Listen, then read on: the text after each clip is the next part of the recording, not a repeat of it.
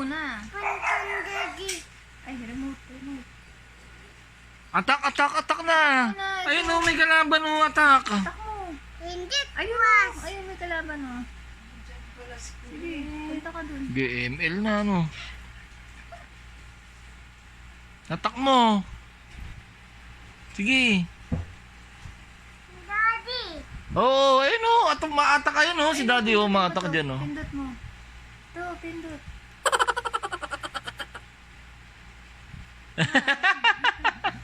Pakita mo atak. Sabi mo takbo. Takbo to. Bobbies. Takbo, bilis. Sige. Sige. Sige, atak. Sige, atak. Atak, sige. SS, sabi mo SS. Pindot to, be. Pindutin mo yun. Ito. Stop, man. AI kami ngayon, AI. Harden, Bella, excited. Wala. Virgin pa yan, virgin. Ito may-ari, Paring Charles. Virgin din. Lagot ka kay Palichi. Ito. Artificial insemination kami ngayon, guys. Wala yung shooter ko May date. Kaya AI muna kami. Ganda ng similya,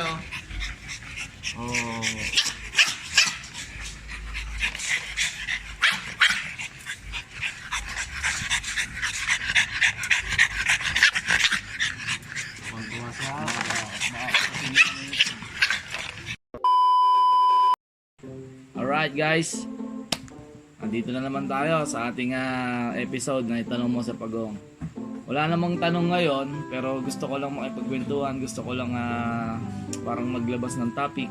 No? So dahil may mga kaibigan tayo, mga nagsisimula pa lang sa pag-aaso, sa dog breeding, mga nagtatanong sa akin, nag-PM sa akin, sabi ko, mas maganda sagutin ko na lang sa vlog. No? Kasi may problema sila dahil nagsisimula pa lang sila sa breeding. So bago ako magsimula, gusto ko lang sabihin na hindi ako eksperto, hindi ako veterinaryo, no? Lahat ng sasabihin ko dito or ibibigay kong tips ay base lang sa aking karanasan. Tsaka sa syempre basa-basa din, no? Sa aking pagre-research and yun. Kasi ang tinatanong niya sa akin, paano daw ba kunyari kasi natataranta siya, nag-hit yung aso niya, babae yung aso niya. Hindi niya alam gagawin niya. First time daw niya magpapa-stud ng aso. Siguro doon muna tayo magsimula, no. Ano yan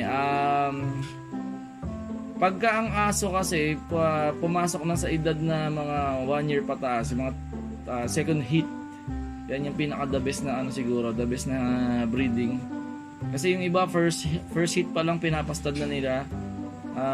Siguro masyado pang bata yung puppy pa yun masyado pang puppy yun, kasi dapat hanggang 1 year below yan, puppy pa kasi yan. So kung mag 1 year pataas na siya, medyo adult na yun. So siguro doon by that time, second hit na yun, yun yung pinaka the best para sa akin na simulan mo mag breed. Okay, so paano daw ba, kasi nag-hit daw yung aso niya. Sabi ko, ilang araw na ba, kasi ang aso pag nag-hit usually pang 9th, karamihan ng aso, hindi lahat ng case pang 9th day yung pinaka fertile na yung egg cell ng babae, yung babaeng aso. So yan yung ina-advise ng karamihan. Tsaka dati naman yan naman talaga sinasabi, pang 9th, tapos susundan mo ng past mo yung 10th, 11th na. So 9th, 11th, tapos pass ka ulit ng 12, then 13 kung tatlong stud yung gagawin.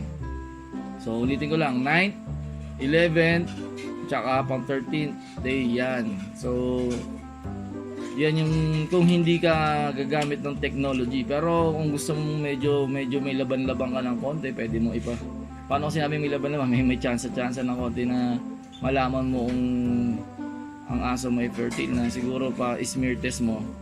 Di kaya yung pinakabago ngayon, yung progesterone test. No, diyan malalaman mo.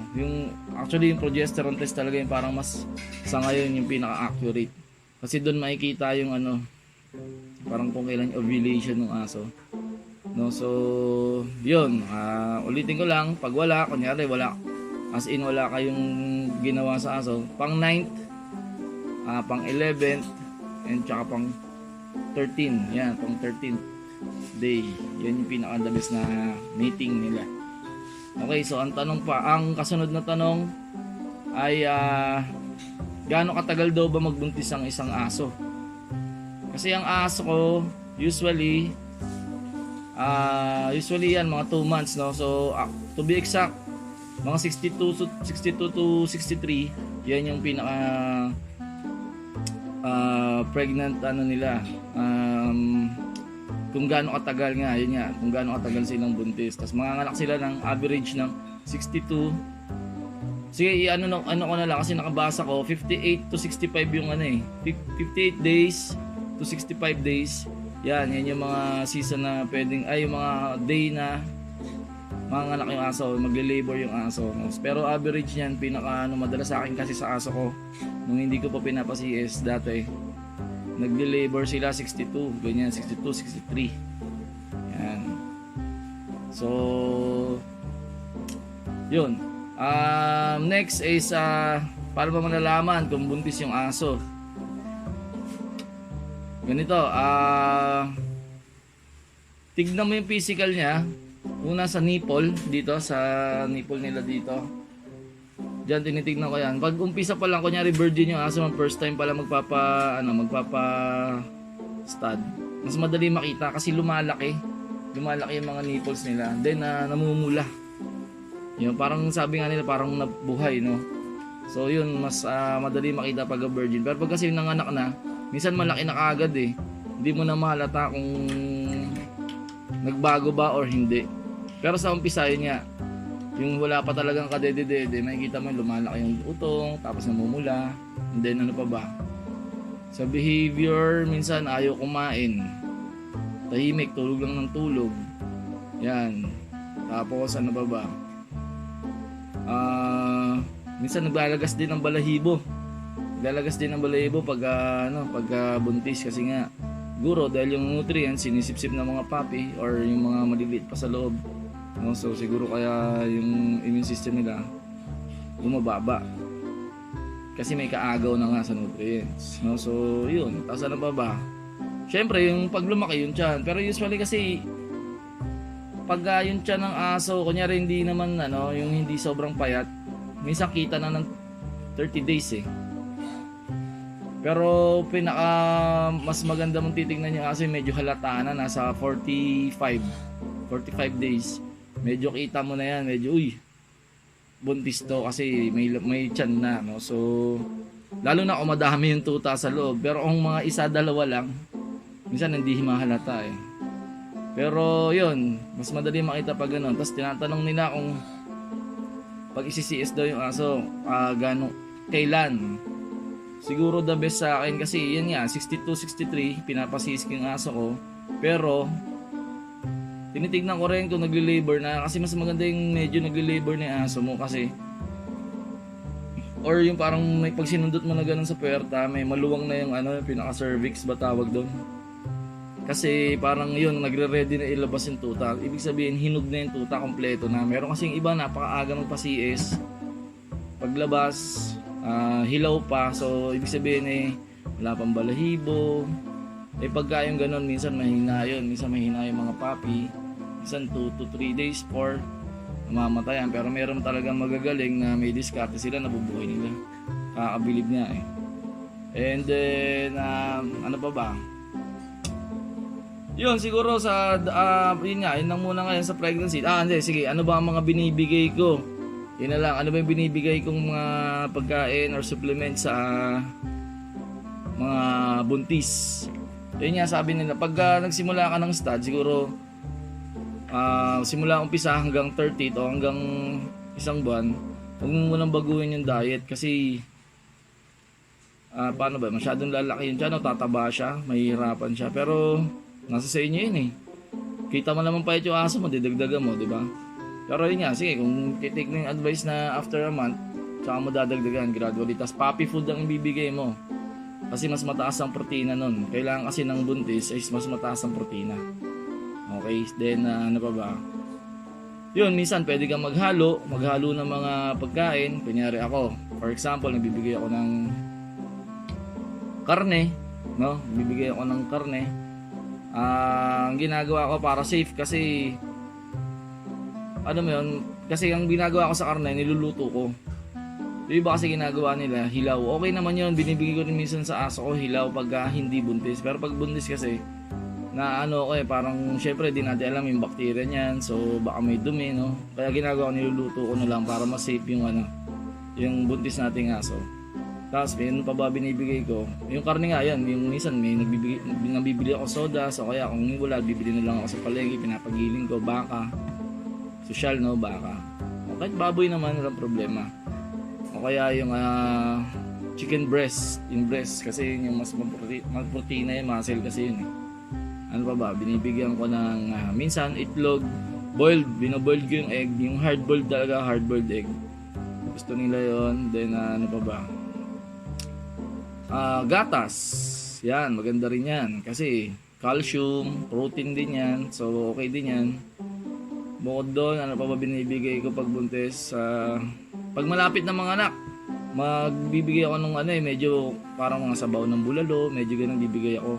Kasi para maggatas na. O kaya pagkapanganak, yun ang binibigay ko, may mga sabaw. Kasi yung gatas doon nagpo-produce pag mga masabaw kailangan maliquid yung katawan ng nanay para maging gatas yun eventually din.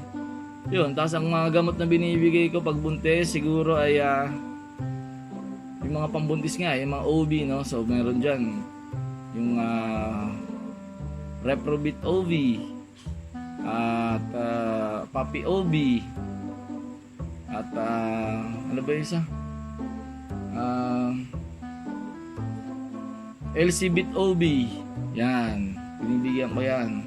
So okay din yan. Tapos yung nga pala pag nagbubuntis yung aso, pwede mo rin bigyan ng malunggay leaves, or kung may malunggay capsule ka hanggang sa pag nanganak yun, kasi maganda rin yung pagpagatas. Marami kasing nutrients ang malunggay Oo, tapos ano pa ba? Siguro yun lang muna. Hindi ko na maisip yung iba, marami pero yun nga, gatas, tapos itlog, karne, at mga vitamins, yun ang mga binibigay ko. Okay? So guys, yun lang muna. Sa susunod na vlog ko, dadagdagan ko yung topic sa pregnancy, no? Sa ngayon kasi mahaba na yung video. Siguro okay na muna yun sa ngayon. Okay guys, thank you sa panonood. Sana natulungan ko kayo, lalo na yung mga nagsisimula pa lang. Alam ko naman yung iba nagre-research din. So eto, pang ano lang ba, pang dagdag. Kung sakali nakalimutan mo or talagang hindi mo alam, sana makatulong tong video na to. Okay guys, thank you. Guys, nga pala, may pinadala sa akin si ayan lang, naka mad face may pinadala sa akin na damit si Sir Franz Mas Chang. Ayan, ito yung kanyang Facebook. Sir Franz Mas Chang, thank you sa pinadala mong damit. Ito, unbox ko. Sirain ko na.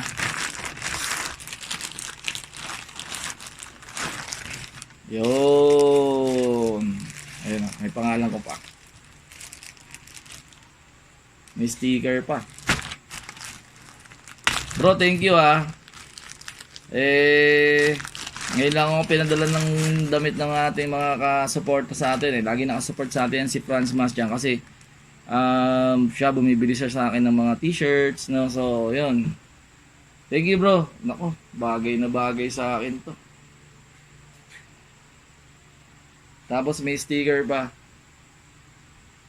Ano nakalagay? Bullies of the Gods. Yan yata yung channel niya. Or ano ba to? Basta Bullies of the Gods. Ang ganda sublimated na shirt. Tapos binigyan pa niya ako sticker. Thank you bro. Thank you dito sa t-shirt. Napakaganda nito. Gagamitin ko to.